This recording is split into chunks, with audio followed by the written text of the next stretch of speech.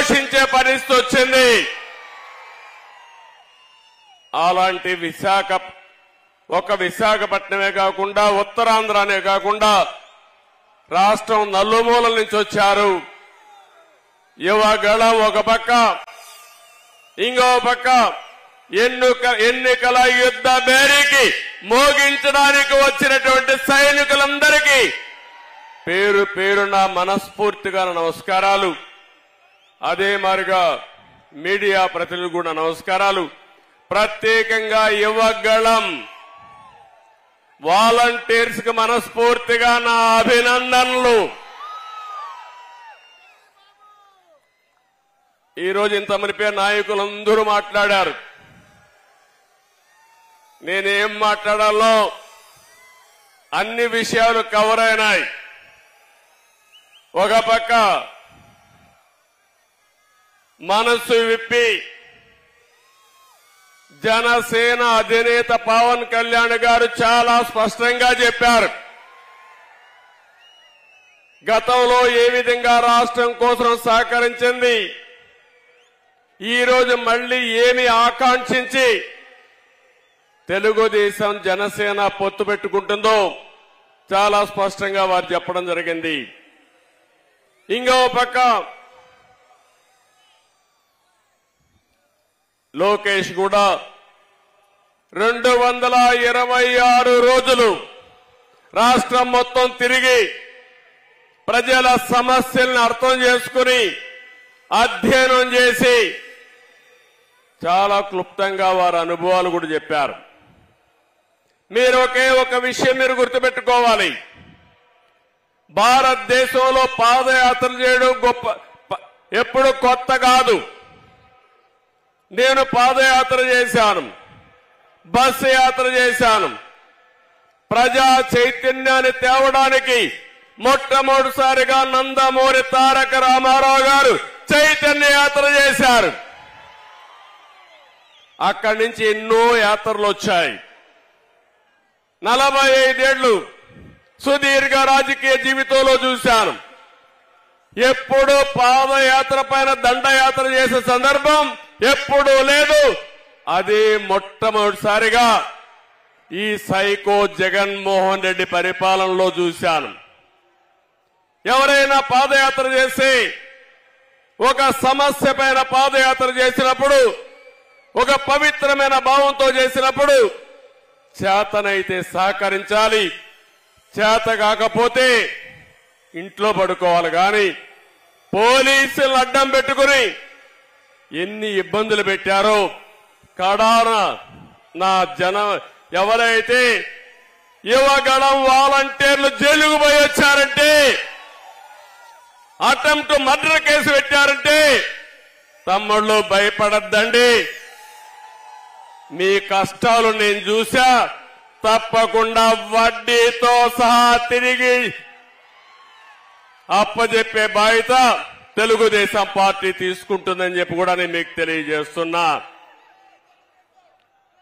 యువగళం జనగణంగా మారి ప్రజా గర్జనకు నాంది పలికింది.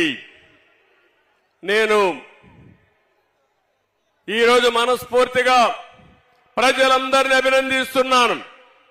మీలో ఉండే ఆవేదన, బాధ, ఆక్రోశం, ఆగ్రహం ఇవన్నీ కూడా యువగళంలో చూపించారు.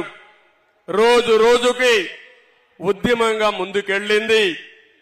ఈ కార్యక్రమంలో సహకరించినటువంటి తెలుగుదేశం పార్టీ, జనసేన కార్యకర్తల్ని మనస్ఫూర్తిగా అభినందిస్తున్నా. అదే సమయంలో ఈ కార్యక్రమాన్ని పూర్తిగా జయప్రదం చేసినటువంటి ప్రజలందరినీ మనస్ఫూర్తిగా ధన్యవాదాలు తెలియజేసుకుంటున్నాను. ఈరోజు యువత, బంగారు భవిష్యత్తు ఉండవలసిన యువత ఈరోజు ఆంధ్రప్రదేశ్లో మనం చూస్తున్నాం. ఈ ముఖ్యమంత్రి చెప్పిన పని ఒక్క పని చేశారా తమ్ముళ్ళు అని మిమ్మల్ని అడుగుతున్నా. జాబ్ క్యాలెండర్ ప్రతి సంవత్సరం పెడతా అన్నాడా లేదా? జనవరిలో పెడతా అన్నాడా లేదా? 5 జనవరిలో అయిపోయినాయా లేదా? పెట్టాడా అని మిమ్మల్ని అడుగుతున్నా. ఒక్క ఉద్యోగం ఇవ్వలేదు. ఉండే పరిశ్రమలు పోయినాయి. మొత్తం యువత జీవితాల్ని నాశనం చేసే పరిస్థితికి వచ్చాడు. ఈరోజు ప్రపంచంలోనే తెలుగు యువత అగ్రస్థానంలో ఉంటే అదే ఆంధ్రప్రదేశ్లో యువత అధఃపాతాళంలో ఉండే పరిస్థితి వస్తా ఉంది. ఒక్క పరిశ్రమ రాలేదు. వచ్చిన పరిశ్రమలు పారిపోయినాయి. తరిమేసే పరిస్థితి వచ్చింది. ఇది చాలా బాధాకరం. నేను ఒకటే హామీ ఇస్తున్నా, యువతకు తెలుగుదేశం జనసేన అండగా ఉంటాం. ఉపాధి కల్పించే బాధ్యత, మీ భవిష్యత్తుకి భరోసా ఇచ్చే బాధ్యత మేము తీసుకుంటామని మరొక్కసారి హామీ ఇస్తున్నా. ఇంకో పక్క లోకేష్ను కూడా మనస్ఫూర్తిగా అభినందిస్తున్నా. ఒక పార్టీ అధ్యక్షుడిగా ఏదైనా ఒక సంకల్పం ఉంటే చిత్తశుద్ధితో పనిచేస్తే ప్రజలు ఆదరిస్తారు. అలాంటి కార్యక్రమానికి శ్రీకారం చుట్టాడు. ఒక పార్టీ అధ్యక్షుడిగా మనస్ఫూర్తిగా ఆయన చేసిన కృషికి అభినందిస్తున్నానని చెప్పి కూడా నేను మీకు తెలియజేసుకుంటున్నా. ఈరోజు పవన్ కళ్యాణ్ గారు చెప్పిన విషయాలు గాని, ఇంకో పక్క బాలకృష్ణ గారు, లోకేష్ గారు మాట్లాడిన విషయాలు, అచ్చెన్నాయుడు గారు మాట్లాడిన విషయాలు నేను పూర్తిగా ఎండార్స్ చేస్తున్నాను. సుదీర్ఘ రాజకీయ చరిత్రలో ఎంతో మంది ముఖ్యమంత్రులు చూశాను. వారి యొక్క రాష్ట్రం కోసం వారు చేసిన పనులు చూశాను. కొంతమంది చేత కాకుండా పోతే వారిని విమర్శించే సందర్భాలు కూడా ఉన్నాయి. రాజకీయాల్లో ఎప్పుడు కూడా రాజకీయ వ్యతిరేకత ఉంటుంది తప్ప వ్యక్తిగత వ్యతిరేకత ఉండదు. ఈ విషయం మీరు గుర్తుపెట్టుకోవాల్సిన అవసరం ఉంది. ఈరోజు ఈ రాష్ట్రంలో చూస్తా ఉంటే విశాఖపట్నంలో ఉన్నాం మనం. విజయనగరం, భోగాపురం నియోజకవర్గంలో మీటింగ్ పెట్టుకున్నాం. ఇక్కడే విమానాశ్రయానికి నేను ఆ రోజు నాంది పలికాను. ల్యాండ్ అక్విజిషన్ కూడా చేశాను. అదే తెలుగుదేశం పార్టీ అధికారంలో ఉండుంటే 2020కే విమానాశ్రయం వచ్చేది.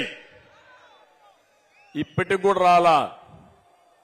అంటే ఎలాంటి ప్రవర్తన చేశాడో మీరు గుర్తుపెట్టుకోవాల్సిన అవసరం ఉంది. ఉత్తరాంధ్ర మొత్తం ఈ 5 సంవత్సరాల్లో వైసీపీ కబ్జాలో నలిగిపోయే పరిస్థితి ఉంది. నేను అన్ని విషయాలు ఇక్కడ మాట్లాడలేం కానీ ఈరోజు రాష్ట్రంలో ఉండే ప్రతి ఒక్కరికి విజ్ఞప్తి చేస్తున్నా. 5 కోట్ల ప్రజలకు విజ్ఞప్తి చేస్తున్నాను. మీరు ఆలోచించవలసిన అవసరం ఉంది. ఇది జనసేన తెలుగుదేశం పార్టీల కోసం కాదు, లేకపోతే నా కోసం, పవన్ కళ్యాణ్ కోసం కాదు. 5 కోట్ల ప్రజల భవిష్యత్తు కోసం, భావి తరాల భవిష్యత్తు కోసం ప్రతి ఒక్కరూ ఆలోచించాల్సిందిగా నేను కోరుతున్నా. ఈ విశాఖపట్నంలో మీరు చూస్తే ఎయిర్పోర్ట్ పూర్తిగా నిర్వీర్యమైపోయి మళ్లీ నేను వేసిన ఫౌండేషన్ రెండోసారి ఫౌండేషన్ వేసి ఏదో గొప్పగా చేసేవారి విధంగా పోయే పరిస్థితికి వచ్చారు. మెట్రో పోయింది. ఇంకో పక్కన విశాఖపట్నంలో వచ్చిన కంపెనీలన్నీ పోయే పరిస్థితికి వచ్చాయి. ఎప్పుడో సమైక్య ఆంధ్రప్రదేశ్ లో హెచ్ఎస్బిసి ఐటీ కంపెనీ తీసుకొస్తే అది కూడా పారిపోయే పరిస్థితికి వచ్చింది. ఉత్తరాంధ్ర ఇరిగేషన్ ప్రాజెక్టులన్నీ ఆగిపోయినాయి. నేను అడుగుతున్నా ఈ ముఖ్యమంత్రిని, ఈ కుండే ప్రజానీకాన్ని, ఈ రోజు మీరందరూ ఒకసారి చూస్తే ఈ ప్రభుత్వం వచ్చిన తర్వాత ఉత్తరాంధ్రలో అభివృద్ధి ఆగిపోయింది. ఎక్కడికక్కడ కబ్జాలు పెరిగిపోయినాయి, సెటిల్మెంట్లు పెరిగిపోయినాయి. మెడ మీద కత్తి పెట్టి ఆస్తులు బలవంతంగా రాసుకున్నారంటే ఎంత బాధాకరమో ఆలోచించండి.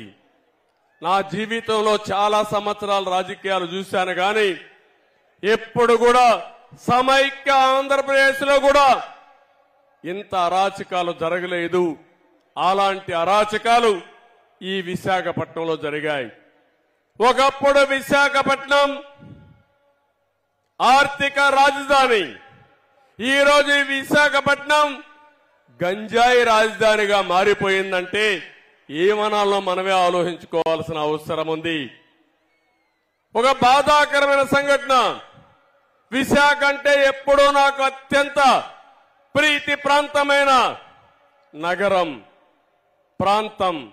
దానికి కారణం హుద్హుద్ వస్తే హుద్హుద్ కాసగాకు మనిపోయింది. నేను ఇక్కడికి వచ్చి 10 రోజులు ఇక్కడుండి ప్రజల సహకారంతో విశాఖకు ముందు హుద్హుద్ ముందు హుద్హుద్ తర్వాత ఏ విధంగా ఉందో నిర్మాణం చేసిన పార్టీ తెలుగుదేశం పార్టీ. సహకరించిన ప్రజానీకం ఈ విశాఖపట్నం వాసులని చెప్పి కూడా నేను మీకు తెలియజేస్తున్నా. ఈరోజు ఇంకొక విషయం మీరు ఒకసారి గుర్తుపెట్టుకోవాలి. రివర్స్ పాలన ఉన్నాడు, విధ్వంస పాలనకు నాంది పలికాడు. ఇంత మునిపే మిత్రులు చెప్పారు, కక్ష సాధింపులు, విధ్వంసాన్ని చేయడం, మంచి చేయడం చేత కాకపోతే గమ్మునుంటే నష్టం రాదు కానీ కావాలని విధ్వంసం చేసుకుంటూ వస్తే ఏం జరుగుతుందో బెస్ట్ ఎగ్జాంపుల్ ఆంధ్రప్రదేశ్. ఒక విషయం మీరందరూ గుర్తుపెట్టుకోవాలి, ఒక మంచి చేస్తే ఆ మంచి ఫలితాలు అందరికీ వస్తాయి. అదే పబ్లిక్ పాలసీ, అదే సుపరిపాలన. ఒక చెడు చేస్తే ఆ చెడు వల్ల అందరికీ నష్టం వస్తుంది. అదే ఈరోజు ఈ జగన్మోహన్ రెడ్డి చేసే పని. ఒక్క ఛాన్స్ అన్నాడు, ఒక్క ఛాన్స్ పాపానికి రాష్ట్రం 30 సంవత్సరాలు వెనక్కెళ్లిపోయే పరిస్థితి వచ్చింది. అందుకే నేను పవన్ కళ్యాణ్ గారిని మనస్ఫూర్తిగా అభినందిస్తున్నాను. ఒక మాట ఆయన చెప్పాడు, నవ్ ఆర్ నెవర్.